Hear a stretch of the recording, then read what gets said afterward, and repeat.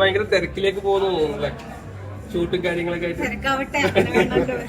ഗോവയ്ക്ക് നല്ല പേടിയാന്നൊക്കെയല്ലേ പറയുന്നത്, എത്രത്തോളം സത്യമുണ്ട് നിങ്ങൾക്ക് അത് ഇപ്പോഴും മനസ്സിലായി?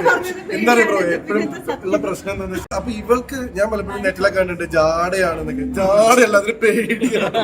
എന്ന് വെച്ചാൽ ഇവൾക്ക് ജാടയും പരിപാടികളൊന്നുമില്ല. പക്ഷെ പരിഭ്രമം ഇവൾ എന്താ ചെയ്യാച്ചാൽ ഇവൾ അവിടുന്ന് ഓടി രക്ഷപ്പെടാൻ നോക്കുക, ഉത്തരം പറയാതിരിക്കുക.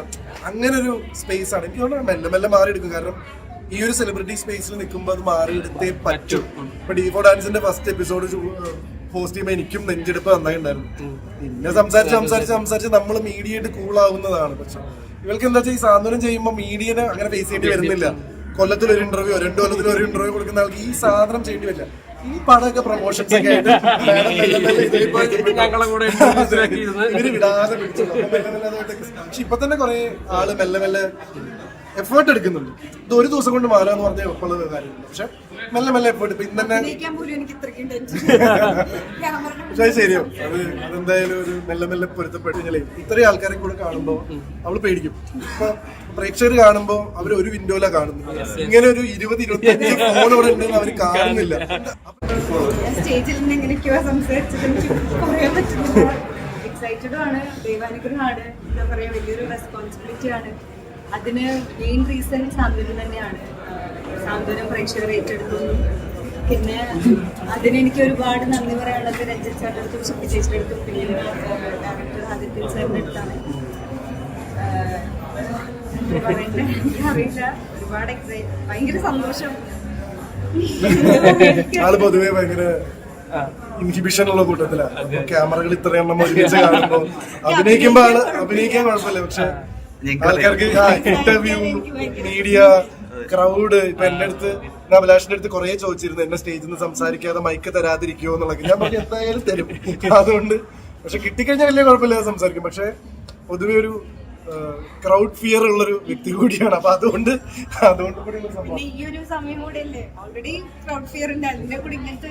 അറ്റൻഷൻ ഭയങ്കരമായിട്ട് കിട്ടുമ്പോ ഭയങ്കര ഓൾറെഡി നമ്മൾ മിനിസ്ക്രീനിൽ കണ്ടു. എല്ലാരും ജനങ്ങള് അല്ലെങ്കിൽ പ്രേക്ഷകര്, അമ്മമാരും ഒക്കെ സ്വീകരിച്ച ഒരാളാണ്.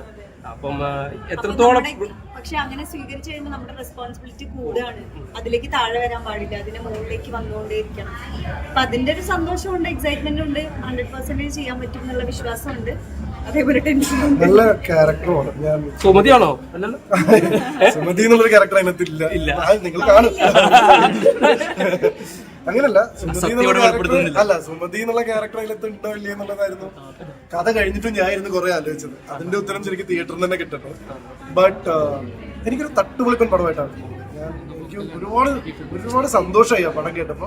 ഒരു സിനിമ ആസ്വാദകൻ എന്നുള്ള രീതിയിൽ ഇപ്പൊ അഭിലാഷിന്റെ പടം അല്ലെങ്കിൽ ഗോപിക അതിലുണ്ട് എന്നുള്ളതിനേക്കാൾ കൂടുതൽ നമുക്കൊരു നല്ല കഥ കേൾക്കുമ്പോൾ തോന്നുന്നൊരു സന്തോഷം ഉണ്ടല്ലോ. ഇതേപോലെ അവർക്ക് എടുത്തു വെക്കാൻ സാധിക്കട്ടെ. ഗോപിക്ക് നല്ല ക്യാരക്ടറാണ് കിട്ടിയിരിക്കുന്നത്. നല്ല റെസ്പോൺസിബിലിറ്റിയാണ്. ഒരു ചെറിയ റെസ്പോൺസിബിലിറ്റി അല്ല. കാരണം ഇങ്ങനെ ലോഞ്ച് കിട്ടുമെന്ന് ഞാൻ വിചാരിച്ചിരുന്നു. ഞാൻ പറയുമായിരുന്നു ഗോപിയുടെ അടുത്ത്, വെയിറ്റ് ചെയ്യൂ, എനിക്ക് ഓഫേഴ്സ് വരും.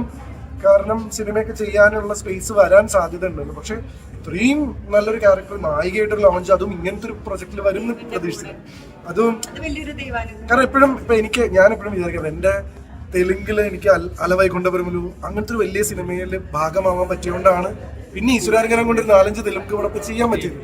നമ്മൾ കുറെ സിനിമ ചെയ്യാന്നുള്ളതല്ല, വിജയിക്കുന്ന സിനിമയുടെ ഭാഗമാവുക, നല്ല പ്രൊജക്ടുകൾ കിട്ടുക. ഇപ്പൊ ഞാൻ കുറെ പടം ചെയ്തിട്ടുണ്ട്. പക്ഷെ പ്രേതം എന്ന് പറയുമ്പോൾ ആൾക്കാരെ അറിയുന്ന എന്താ വെച്ചാൽ അപ്പോഴേ അറിയുള്ളൂ.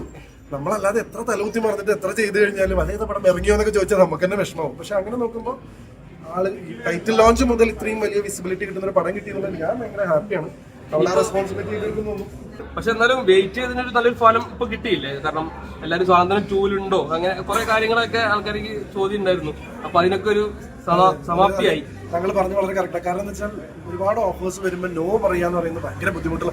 കാരണം ഇത് നോ പറഞ്ഞു കഴിഞ്ഞാൽ എന്തെങ്കിലും വന്നില്ലെങ്കിലോ എന്നുള്ള പേടി നമുക്ക് മനസ്സിലുണ്ടാവുമല്ലോ.